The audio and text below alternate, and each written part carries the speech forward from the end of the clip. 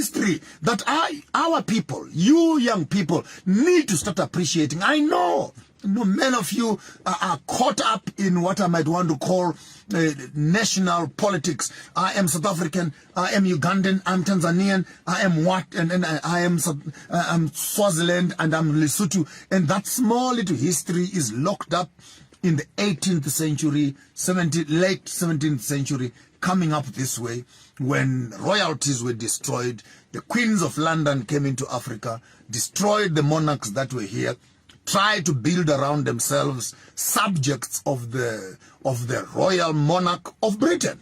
And I look at our young people, some of them slightly educated, some of them with 1 or 2 degrees. We cannot go back to the past. Mapunga J, stop romanticizing things that are in the past. Let's just move forward.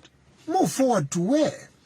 Because by refusing to look back in your history, you are a subject of the British royal monarch.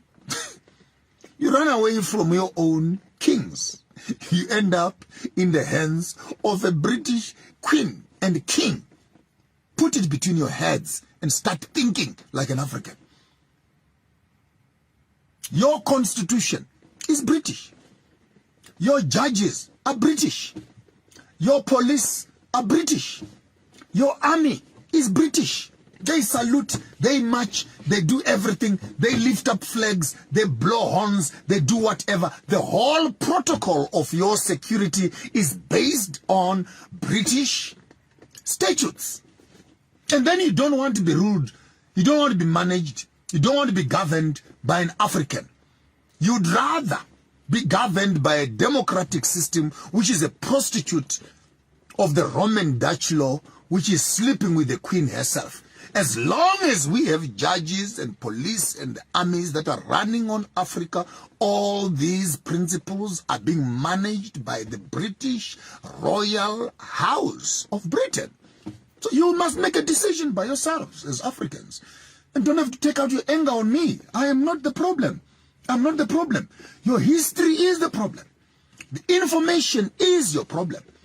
Because you have come up to accept the Freemasonry, the cultic rituals of the British and the European monarchs to govern you as Africans, and then you undermine, you despise your own history because you think that a colonial history is superior because it frees you from your own kings. It frees you from your own history. It frees you from your tradition. It frees you from your diaries and timetable and calendar. And in the midst of colonization and seeming democratization and academic proliferation, you feel like your own history is subject, it is subservient, it is inferior to colonial history. So you walk around in schools, you go to study about queens and princesses, you learn about fairy tales, you learn about poetry of the British and etc., poetry of the French and etc., the art and etc. of Michelangelo's and Van Gogh's, and you come back from school, you're seemingly educated, and African stuff is primitive. If it is primitive, then what is African art doing in civilized economy? What is African literature doing in civilized economies? If yours is primitive, you don't want to you don't want to appreciate your own history in your backyard. I lived in London for more than 4 or 5 years. I lived there. I would pay not less than 50 to 60 pounds to go and watch and look at the arts that are in London Museum. And you walk in there, all those artifacts that are there are stolen from Congo, stolen from Southern Africa, stolen from India, stolen from everywhere else. Now when they are there in the British Museum, oh, this is civilization. I spent the whole day at the museum today looking at ancient history. You look there, the fragments of the pots that are stolen from Egypt. You look there, fragments of swords and spears that are stolen from Africa. You look there, pieces of cloths that belong belong to kings and rings and headgears that are stolen from your own African kings because the queen has put them in a glass. Now this becomes a history worth celebrating. It's a civilized history. But your own backyard history that looks you in the eye, it's primitive. I, as an African, cannot be ruled by another African. Oh, good luck. You want to be ruled by a white person? Go ahead and be ruled by a white person. And Western economies have always built their standards on robbing Africans and putting illegitimate surrogate government political leaders to manage their products so that constantly they can be harvesting and destroying African culture, African spirituality, African fashion, African food, and everything else. And stupid, educated Africans are the biggest problem that we're dealing with right now, especially those with 1 or 2 degrees. A master's degree and a doctorate over there, because they don't want to tamper with the system. Don't disturb the system. Mapunga J, we cannot look at the back. Let's move forward. To where? Where are we moving to? Let's move to the West. If we were Roman Dutch, then give all of us passports to become Dutch citizens. If we are British, then give all of us passports, permits, and visas to become British citizens. No. The British can come to Africa with no visa. But you cannot go to London. You need a visa. And the visa will not cost you less than $3,000, plus a bank statement, plus a history of who you are and etc. So that you can, but your country is being run by the same monarch and your government is a subject of the royal monarch. I don't understand you, my African brothers and sisters, as to what sort of drugs have you taken to insult your mother and praise your neighbor's mother. How do we begin to deal as Africans with the truthfulness and honesty of our history so that we make decisions that can buy the future with our history? Our governments are illegitimate. Our education system is illegitimate. How do you teach children to go and count how many legs does a grasshopper have? How many, what is the sex of a mosquito? And after you have your degree in your back, you must come and look for employment. This education is totally disconnected from African life. Because here we are on the continent. Education must speak to how do we dig for gold? Because we have it. How do we clean water? Because we have it. How do we make furniture? Because we have the wood. How do we breed fish? Because we have the dams. How do we make fashion? Because we have the skills.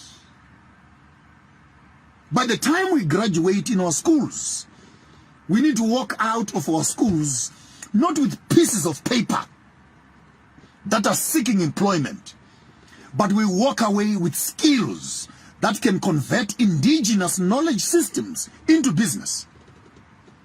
Right now you're watching me, some of you, you're busy admiring, oh, that's a beautiful head. I made this myself. I made it myself. Yes, with my hands, I made it myself. Now, if I should give you the skills on how to make it for yourselves, why can't we create an industry and factories that produce these basic things and make it commercial? I'm not saying African spirituality can be commercialized, but for what it is worth, someone can make money out of the art forms to make a living.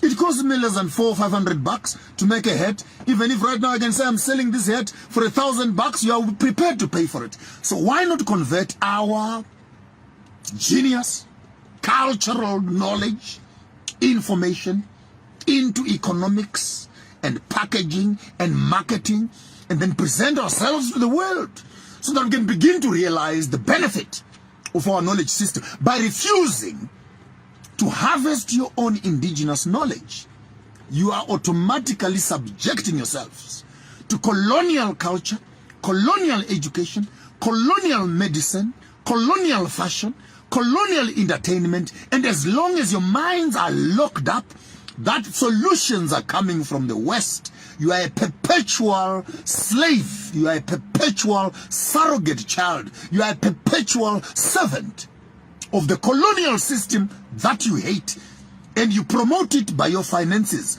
by rejecting and downplaying your own cultural knowledge systems. How do I help my African brothers to begin to think in a progressive way?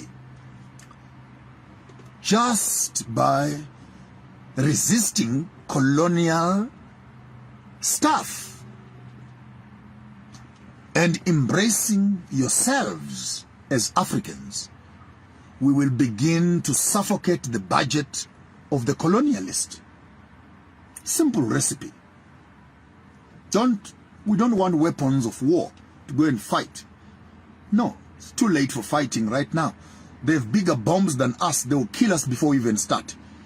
But if I wake up in the morning and I refuse to spend my money on a colonial master, or I begin to reduce the amount of money I spend in colonial systems, and I begin to take the same amount of money, even as simple as buying bread, for example. Buying bread. And you say, okay, I will not buy my bread from a European shop. I will support a black business. I will not buy my vegetables from a white shop. I will support a black business. I will not buy my shirts or trousers or shoes from a white shop. I will support a black brother. I will not get my car serviced by a white man.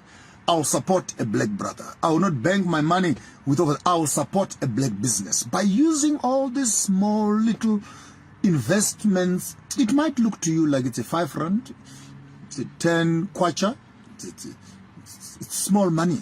But if all these small monies are put together to the 1, 3, 2 billion people on the face of Africa, do you notice the quantity and quality of economy that Africa has in its hands?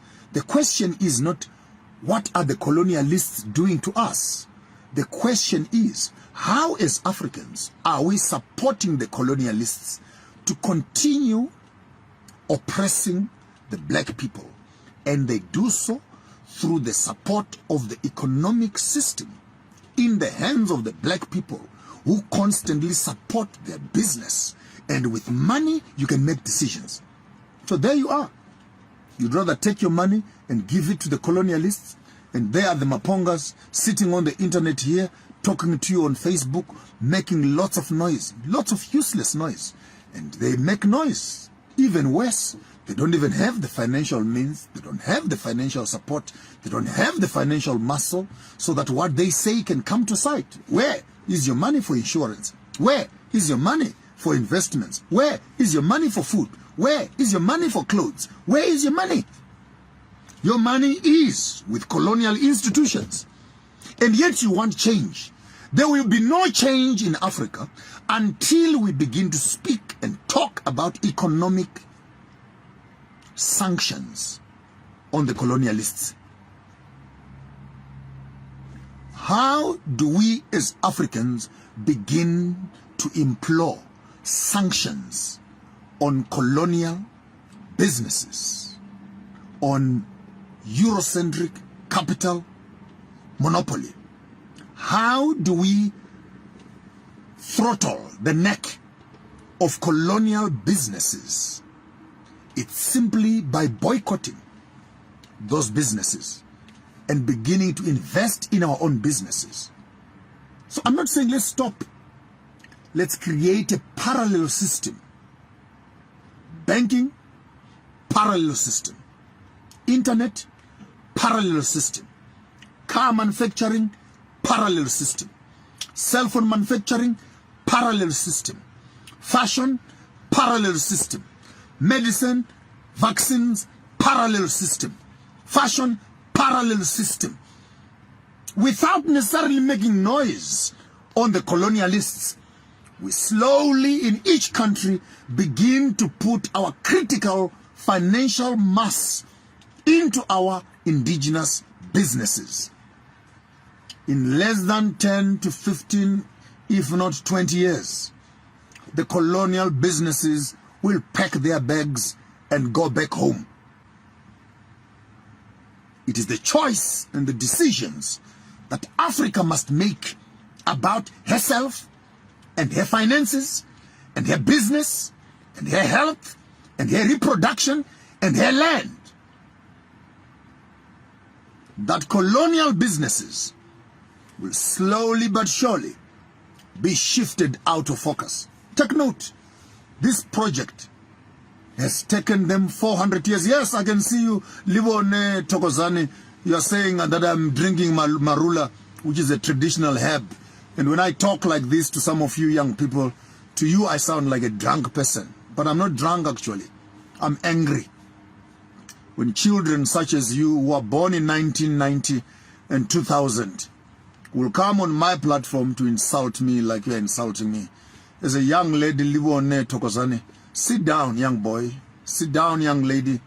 You have not seen anything in this life. When one morning you wake up from your marula drink, what I'm saying to you right now will begin to make sense. And I don't appreciate such type of comments coming out on my space saying that. And if I were you, 𝗬𝗧𝗢𝗪𝗂𝗧𝗧, you will apologize for saying that. That is totally disrespectful for a young kid of your age to come on my page and insult me like that.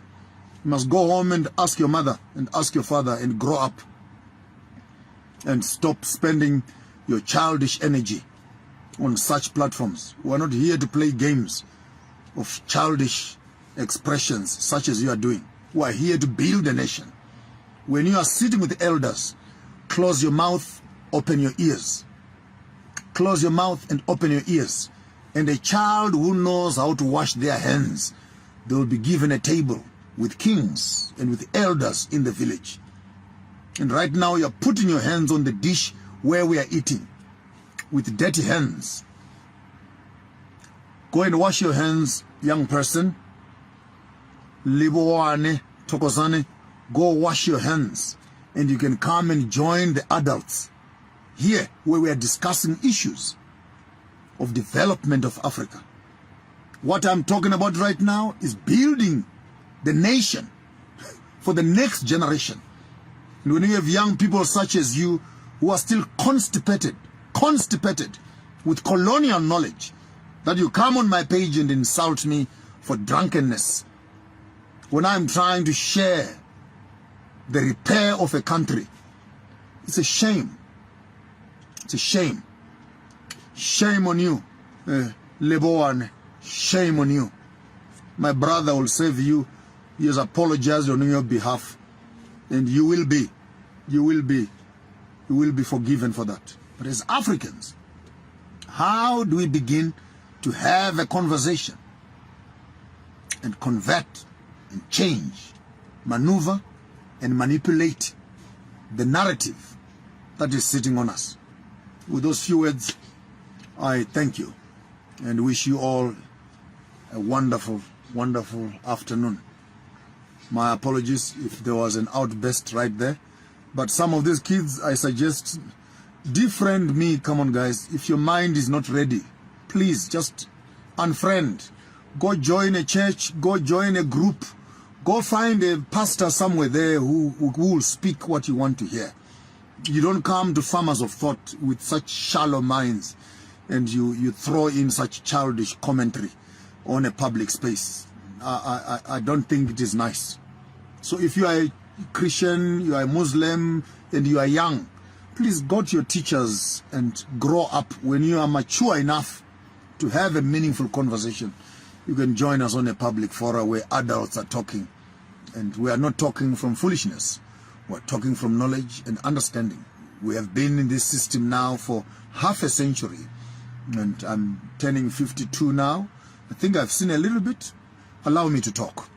With those few words, I thank you. I wish you all a wonderful afternoon and enjoy yourselves. Stay away from trouble. Ndeo, Blakey Boggy, nice to see you, man. I've missed you for a long time. No fourth, your fellas. Nice to have you also. And 𝗬𝗧𝗢𝗪𝗂𝗧𝗧 and 𝗬𝗬𝗢𝗪𝗂𝗧𝗧. You are forgiven. You are forgiven. You are forgiven. And when we are at work, respect a bit of that. Respect a bit of that, and you will receive the same in advance. Have yourself a wonderful afternoon, ladies and gentlemen. I wish you all a good evening, and blessings upon you. May the spirits of the land rest upon you. And until we see you again here on your afternoon drive live with Maponga J from South Africa, discussing African politics, African science, African medicines, and everything else between. Getting African people discussing their own African problems and finding African solutions. Have yourself a wonderful, wonderful afternoon.